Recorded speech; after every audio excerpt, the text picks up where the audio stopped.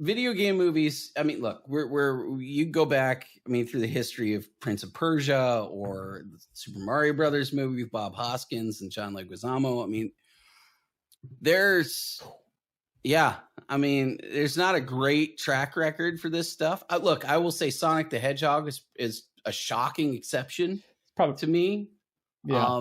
One of the best that exists. I don't really understand it though. Like, I don't really understand why video game movies have such a struggle to turn into good. I don't get it.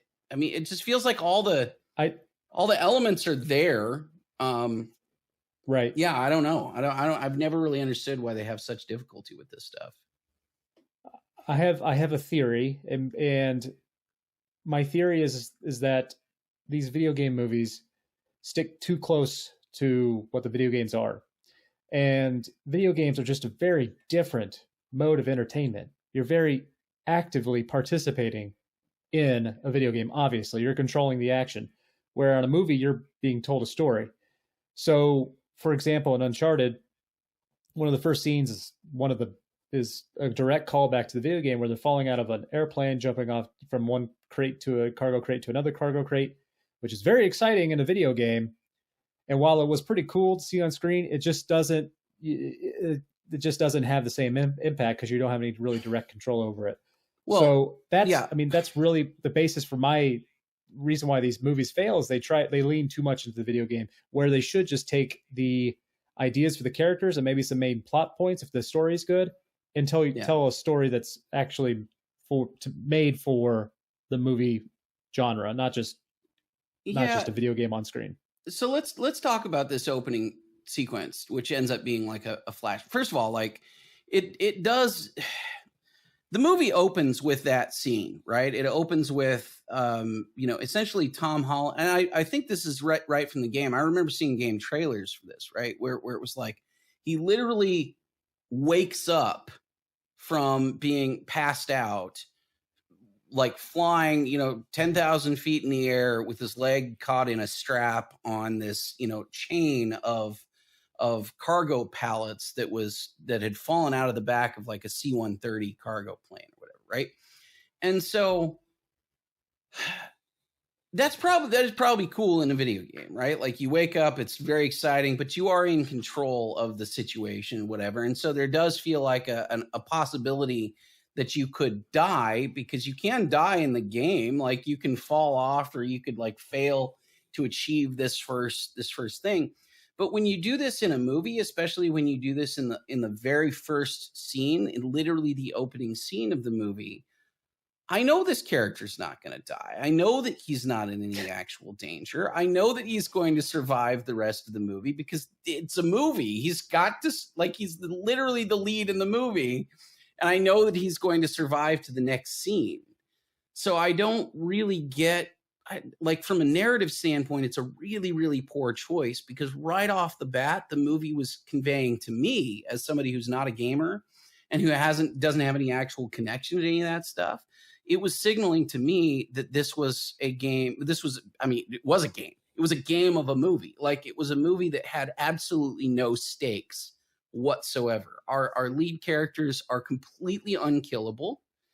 There is nothing in the movie that happens that for any amount of time that ever makes me feel like that Tom Holland's character is in any kind of danger. Even though he absolutely should be. Like, he should be in danger repeatedly throughout this movie. And yet I don't believe it for even a fraction of a second, because they've established from the very beginning of the movie that he's basically invincible. He doesn't even really get hurt. He falls out. He does parkour all over the place. He never even so much as, like, I don't know, gets a scrape on his knee in this movie, as far as I can recall. Like, he's barely in any kind of peril. And yet all these sequences are meant to make me feel thrilled. And so that doesn't really work, Right. I don't know. And the other thing too is doing it in what is effectively a flashback is such a tropey way of doing it too. Like, opening with this action sequence that'll sort of come back, essentially at the third act break, basically. I don't know. Just, like it just opened really poorly for me. It ended up making me like really not trust that there was going to be an engaging story for the rest of the way through. Right. So obviously Uncharted is very heavily influenced by Indiana Jones. And I mean, in the video game, the MacGuffin, they're one of the MacGuffins that they go after has Nazis. And I mean, that's pretty much Indiana Jones, but you're playing as a video game. We couldn't pay George Lucas enough money and Steven Spielberg enough money to get the rights to Indiana Jones. So here's a new character that's doing the exact same thing. There are some bad Indiana Jones video games also, if you wanted to play some of those. Meh. Well, while that works for video games because it's something you've never seen, you take this well-known entity, which is Treasure Hunter, and then you put you in control. That's a great concept. Obviously, it works tremendously well. But when it comes to when you look back on the Indiana Jones movies, and one of the reasons why I think that they're just so exciting is it felt grounded in a world that was absolutely ridiculous, where they're going after a face melting Ark of the Covenant and these supernatural elements, and it still felt more real than anything that was in this movie. And it seemed like they really lost sight of what made those movies so great. And then even Indiana Jones lost that with the last one. Let's talk about Indiana Jones for a minute, because I think this is a pretty apt comparison, because intellectually, you know that Indiana Jones is very unlikely to die. And yet the opening scene of Raiders of the Lost Ark, you actually feel like Indiana Jones is in danger repeatedly throughout that scene, right? Like right off the bat, first of all, a character dies. I mean, I'd have to go back and look at the time code or whatever, but character dies pretty quickly, really, really quickly in that movie, probably within the first 30 seconds to a minute. And then he's in this cave where he has to go find this golden idol or whatever.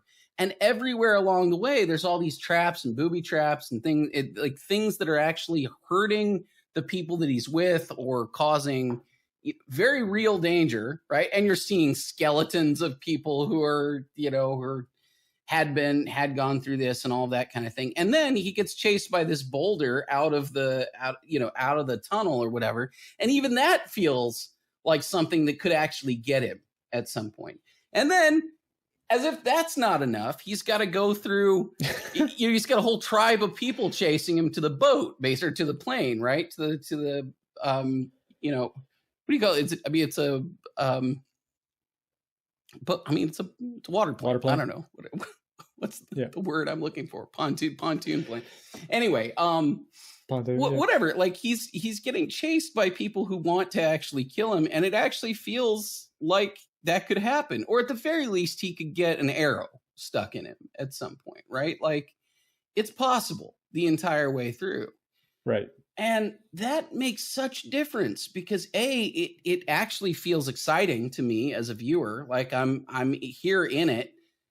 We get the promise of the premise right off the bat too, because this is this treasure hunter going and finding this neat golden idol. And it's the whole scene with him trying to weigh the sand and do the switch and that whole thing, which has become a meme now anyway, right? I mean, all that stuff worked so well. And then the rest of the movie builds on that. Like there are so many instances throughout the rest of Raiders and I mean, especially in Temple of Doom and even in The Last Crusade, where he's in genuine danger again and again and again.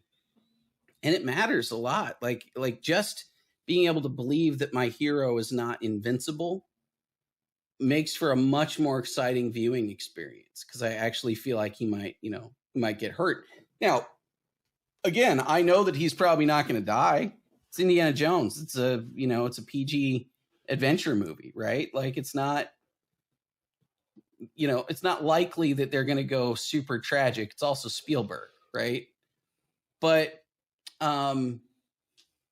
I think he could actually get hurt. He could be taken out of commission for a couple scenes. And there are things that can happen in that world.